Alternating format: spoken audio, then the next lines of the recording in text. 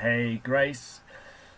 Some people say you've got to go to the ends of the earth to find out who you are. That you've got to travel and you've got to have crazy experiences to discover who you really are at the heart of you. But here's the thing, I don't think there has ever been a time like this current time that we're living in today for discovering who you really are. I mean, you don't need to go to the ends of the earth, you just need to be quarantined in a house with a certain number of people to find out who you really are. There's no escaping from yourself when you can't leave the house, right? It's almost like the stripping away of everything that we are able to hide behind. Everything that we think we are is taken away, and the question is what's left. So I don't know if you've noticed this, but a lot of the clothes companies, the shops, the fashion branches have kind of switched to selling loungewear instead of party wear and all that sort of stuff. So it's almost like now all the glamming self up and the image doesn't matter anymore. It's let's just retreat and hide. Everything that we thought was important, image, wealth, a great job, success, a big name, a lot of that means a lot less when you're stuck in your house and you can't get a delivery slot from the local supermarket and you can't buy the things that you want to buy because Amazon's run out of them or won't deliver till 2022. What's left when all of that's gone? What's left when all the things that I find my identity in are stripped away? What are the people that I'm living with seeing me? What are the people who are stuck with you seeing you?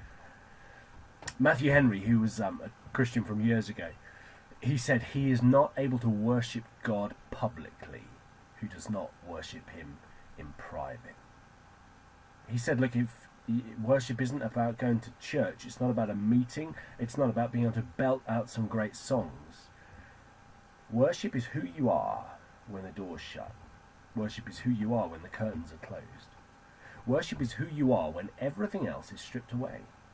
When you can no longer hide in your identity of being in this career, or your identity of earning wealth, or being successful, or putting on a certain image. When you can no longer hide behind that, who's there? Who are you? His answer was, that's when you see if you're a worshipper or not. Jesus said to a woman at a well who was just on a journey of discovering who she really was. He said, a time is coming and has now come when true worshippers will worship the Father in spirit and in truth. For they are the kind of worshippers the Father seeks. And I just love that. God seeks worshippers. He seeks people to worship him. Worship, it means to give him his worth. And that isn't just a spoken thing, it's a heart thing. You could easily switch the word worship with enjoy. The Father seeks people to enjoy him.